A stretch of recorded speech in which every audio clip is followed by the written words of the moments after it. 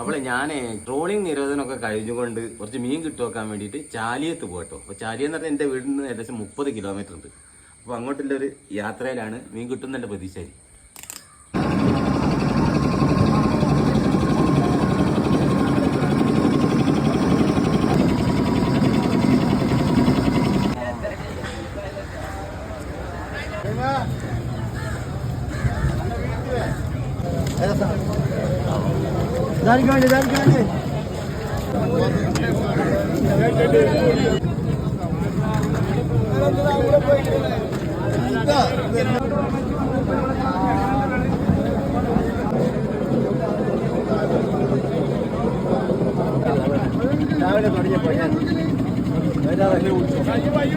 ഇത് നമ്മളെ പച്ചക്കറി ഉണ്ടാക്കുന്ന പോലെ തന്നെ കേട്ടോ. എന്താ വെച്ചാൽ പച്ചക്കറി ഉണ്ടാക്കുന്ന ആളുകൾക്കൊന്നും കിട്ടൂല, ഇടനിലക്കാർ തട്ടിക്കൊണ്ടുപോകും. ഇതിപ്പോൾ അവിടെ പോയിട്ട് ഏകദേശം 400 റുപ്യേൻ്റെ മീൻ, ഏകദേശം 10 കിലോൻ്റെ ചോടയായിട്ടിട്ട് 8-10 കിലോ ആയിട്ടുള്ള മീനാണ്.